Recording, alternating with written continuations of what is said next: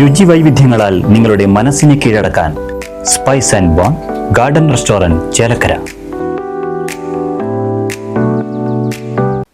വർദ്ധിച്ചു വരുന്ന കാട്ടാന ശല്യത്തിന് പുതിയ സർക്കാരിൽ നിന്ന് ശാശ്വത പരിഹാരമുണ്ടാകണം എന്ന് FITU ജില്ലാ പ്രസിഡന്റ് PK ഹംസ എളനാട് ആവശ്യപ്പെട്ടു. ചേലക്കര ഉതുവടിയിൽ കാട്ടാന ഇറങ്ങി വ്യാപകമായി കൃഷിനാശം വരുത്തിയ സ്ഥലങ്ങൾ സന്ദർശിച്ച് സംസാരിക്കുകയായിരുന്നു അദ്ദേഹം. കുതിരാൻ തുരങ്കം തുറന്നതു മുതൽ ചേലക്കര വടക്കാഞ്ചേരി മലയോര മേഖലയിൽ ആരംഭിച്ച ജനജീവിതം ദുസ്സഹമാക്കുന്ന കാട്ടാനശല്യം നിയന്ത്രിക്കാൻ നാളിതുവരെ സർക്കാർ കൈക്കൊണ്ട നടപടികൾ പ്രഹസനമാണെന്നും ശാശ്വത പരിഹാരമാണ് ഉണ്ടാകേണ്ടതെന്നും ഹംസ എളനാട് പറഞ്ഞു.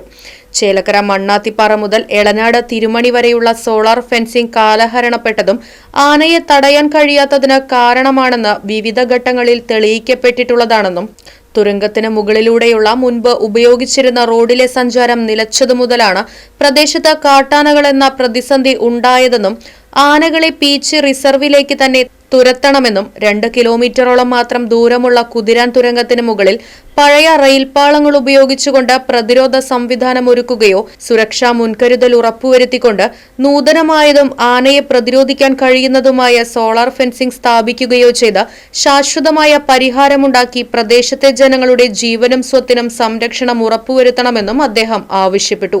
റൂട്ടിലെ കുതിരാൻ തുരങ്കം പണി പൂർത്തിയായി സഞ്ചാരത്തിന് അനുവദിച്ചു കൊടുത്തത് മുതൽ പീച്ചി റിസർവായറിൽ നിന്ന് ആന അതിൻ്റെ മുകൾ ഭാഗത്തു കൂടി എളനാട് മുതൽ വടക്കാഞ്ചേരി വരെയുള്ള സ്ഥലങ്ങളിലെ വനത്തിലേക്ക് പ്രവേശിക്കുകയും അന്നു മുതൽ തന്നെ ഈ വിവിധ പ്രദേശങ്ങളിലായി എളനാട് കിളിമംഗലം തുടങ്ങി പല സ്ഥലങ്ങളിൽ നിരന്തരമായി ആന ഇറങ്ങി കൃഷി നശിപ്പിക്കുകയും ജനങ്ങളെ അങ്ങേയറ്റം ഭീതിയിലാക്കുകയും ചെയ്യുന്ന സാഹചര്യത്തിൽ വെൽഫെയർ പാർട്ടി അതിന് ശക്തമായ നടപടി ആവശ്യപ്പെട്ടുകൊണ്ട് നിരന്തരമായി പ്രക്ഷോഭം നടത്തുകയും നിവേദനം കൊടുക്കുകയൊക്കെ ചെയ്തതിനെ തുടർന്ന് 29.5 കിലോമീറ്റർ ഫെൻസിംഗ് ഇടാൻ തീരുമാനമാവുകയും ആ ഫെൻസിംഗ് കാലഹരണപ്പെട്ട ഫെൻസിംഗ്, ഒരു നിലയ്ക്കും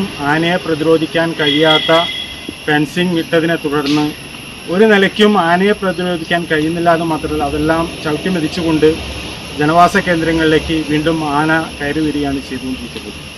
ഇപ്പോഴും നിരന്തരമായി ഓരോ ദിവസവും ഇന്ന് നിൽക്കുന്നത് കിള്ളിമംഗലം ഉതുവടിയിലാണ്. ഇവിടെ ഇന്നലെ രാത്രിയും ആന ഇറങ്ങി കൃഷി നശിപ്പിക്കുകയും ചക്ക തുടങ്ങിയ സാധനങ്ങളൊക്കെ നശിപ്പിച്ച് ആളുകൾക്ക് അങ്ങേയറ്റം തിങ്ങി താമസിക്കുന്ന പ്രദേശമാണ് ഇവിടെ. അവിടെ ജനങ്ങളെ അങ്ങേയറ്റം ഭീതിയിലാക്കിക്കൊണ്ടിരിക്കുന്നു. ഇതിന് ശാശ്വതമായ ഒരു പരിഹാരമാണ് വെൽഫെയർ പാർട്ടി നിരന്തരമായി ആവശ്യപ്പെട്ടുകൊണ്ടിരിക്കുന്നത്.